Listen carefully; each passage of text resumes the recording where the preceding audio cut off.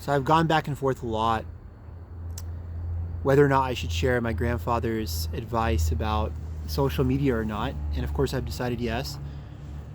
And whether you're 21 years old, 109 years old, anywhere in between, I think it is applicable to you and you can find something to take from this video. A little kind of context. My grandfather was a very diverse and talented man. He was a farmer, a plumber, an actor, and an accountant. And he would always tell us these stories when I was growing up. Myself and all of his grandchildren, he kind of have us gather around. He'd be out there on the porch. The sun is setting. He had a bottle of Coca-Cola, the old glass bottles. He's rocking on the rocking chair. We knew at that point, like, that's the scene. The scene is set. He's going to tell us. He's going to spin these yarns. And always came back to these 3 rules that I'm going to share with you.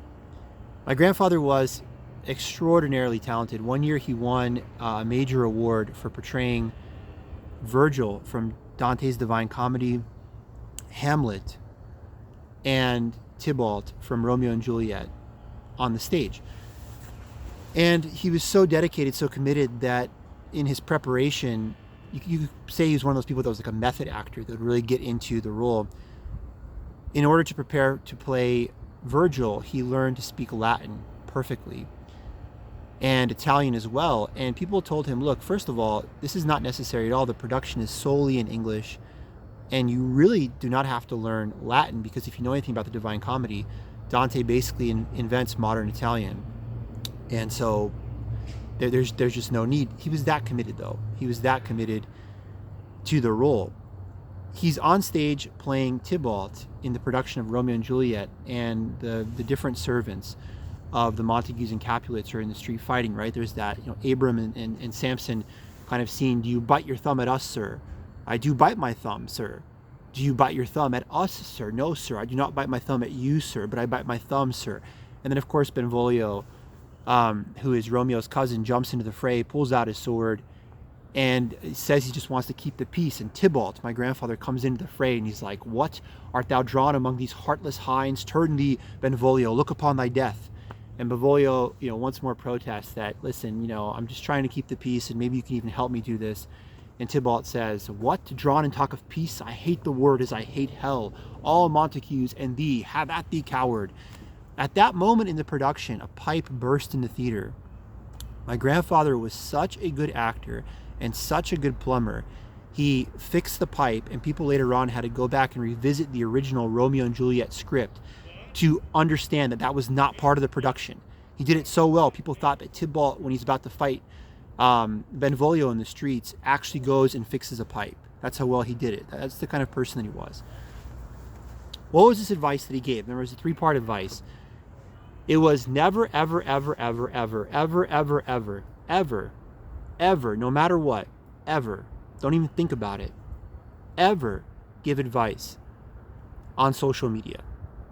That was his number 1 rule about social media. Never give advice on social media. You have to understand, too, the context of this. When my grandfather was growing up, when he was in his formative years, social media was just getting popular then. We're even talking about like MySpace, AOL, Instant Messenger. And so people were trying to figure out how to use it. One thing my grandfather really hated was that people would just turn the camera on and talk. It's part of his first rule, right? Don't ever give advice on social media. He found this basically useless. Okay, I'm this guy, I'm just going to sit in this chair and be like, hey, advice to young men and blah, blah, blah, blah, blah, blah, blah. And he just never understood why this got popular or why it even is popular today. He hated that.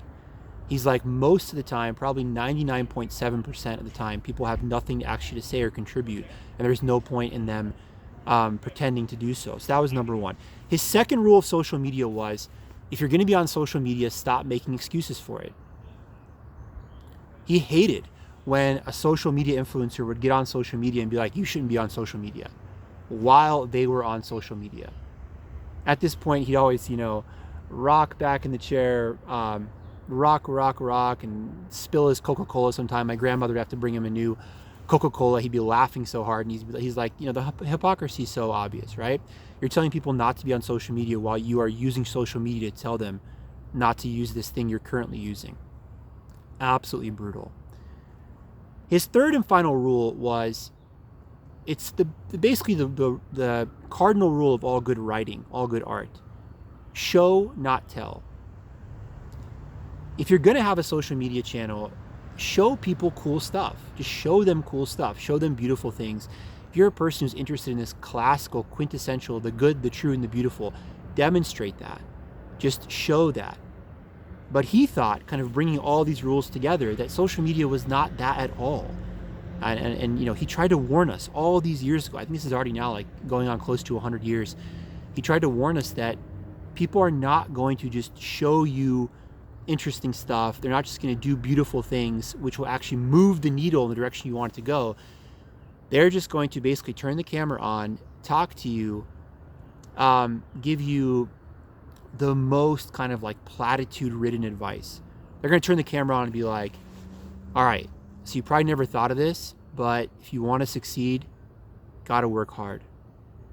All right, so did you ever stop and consider that maybe you're the problem? All right, so the most important thing, no matter what you're doing, is take the first step. All right, so if you're feeling a little bit anxious, you feel like things are moving too fast, how about you slow down? That's what my grandfather thought that social media was becoming, and really, obviously it's become that so much today. And he just very, very much did not like this. My grandfather, to his credit, to his memory, was not just this hyper-talented, incredibly diverse man of many, many skills. He was truly someone who walked the walk in every possible way. When he ended up marrying my grandmother, they were married for 102 years. 726 women in the town where he lived. And by the way, the town's population was like only a couple thousand people. 726 women signed an open letter they sent into the newspaper declaring they would never, ever, ever, ever, ever, ever marry, no matter what. Because if they couldn't marry my grandfather, they would never marry any man. My grandfather got invited the world over, many invitations he turned down to do his acting. He was so good at acting, this foreign leader once asked him if he'd come and do stand-up comedy in his country. And my grandfather said, no, I'm also a farmer. I'm also a farmer, and it's April, it's tax season. I'm a farmer and an accountant. I just can't get away from the farm and the books. But thank you. Also, I'm not a comedian.